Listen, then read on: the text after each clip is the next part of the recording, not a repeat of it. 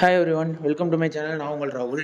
இன்றைக்கி எதை பற்றி பார்க்க போகிறோம்னா, பிரதீப் ரங்கநாதன் நினச்சி தீபாவளிக்கு ரிலீஸ் ஆகிருக்கு டியூட் படத்தை பற்றி பார்க்க போகிறோம். இந்த படத்தை வந்து கீர்த்தி சுரன் டைரக்ட் பண்ணியிருக்காரு, சாவி அபுங்கர் மியூசிக் போட்டிருக்காரு. இந்த படத்தில் என்ன கதைன்னு பார்த்தீங்கன்னா, வழக்கமான கதை தான். பிரதீப்போட ஆக்டிங் வந்து இந்த படத்தில் வந்து நல்லா தான் இருக்குது, பட் வந்து ஓவர் டோஸாக இருக்கிற மாதிரி இருக்குது. ஏன்னா அவரோட முந்தைய படங்களில் பார்த்ததுனாலே ஒன்றவோ அதே மாதிரி நடிப்பு மாதிரி தான் தெரியுது. அதே மாதிரி சரத்குமாரோட நடிப்பும் சூப்பராக இருந்துச்சு. அதுக்கப்புறம் ஹீரோயினாக நடிச்சிருக்க மமிதா பைஜு ஆக்டிங்கு வழக்கமான பிரேமலுவில் பார்த்து என்ஜாய் பண்ண மாதிரி தான் இந்த படத்துலேயும் வந்து அவங்களோட நடிப்பு நல்லா இருந்துச்சு. அதே மாதிரி தான் என்ஜாய் பண்ணுற மாதிரி இருக்குது. அதுக்கப்புறம் பார்த்தீங்கன்னா வந்து சப்போர்ட்டிங் கேரக்டர்ஸில் வந்து எல்லாருமே வந்து நல்லாவே நடிச்சு கொடுத்துட்டு போயிருக்காங்க. படத்தோட கதை, அதாவது பிளாட் என்னன்னு பார்த்தீங்கன்னா வந்து பிரதீப் ரங்கநாதனும் மமிதா பைஜுவும் சின்ன வயசுலேருந்து ஃப்ரெண்ட்ஸு. எதுனாலும் வந்து 2 பேருமே வந்து எதை பண்ணாலும் ஒன்றா தான் பண்ணுவாங்க.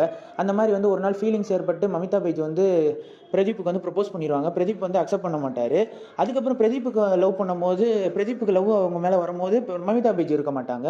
அவங்களுக்கு வேற ஒரு பையனை பிடிச்சிரும். அப்படி வந்து பிடிச்சதுக்கப்புறம் பிரதீப்பும் மமிதா பைஜும் மறுபடியும் சேர்ந்தாங்களா, இல்லை மமிதா பைஜு பிடிச்ச பையனை கல்யாணம் பண்ணிக்கிட்டாங்களா, இல்லை அதுக்கு நடுவில் என்னதான் நடந்துச்சு அப்படின்றது தான் இந்த படத்தோட கதையாக இருக்கும்.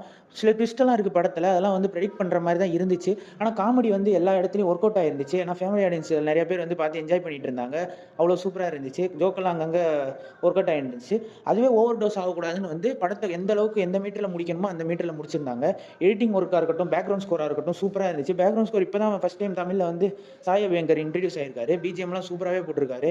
அந்த பாட்டெலாம் வந்து எல்லாமே நல்லா இருக்குது. மொத்தத்தில் இந்த தீபாவளிக்கு போயிட்டு ஃபேமிலியாக என்ஜாய் பண்ணி சிரிச்சு பார்க்கக்கூடிய நல்ல படமாக தான் இந்த படம் இருக்குது. முடிஞ்சால் ட்ரை பண்ணி பாருங்கள். நெக்ஸ்ட் ரிவ்யூவில் பார்ப்போம். Stay safe. மறக்காம சர்ப்ரைஸ் பண்ணுங்க. தேங்க்யூ.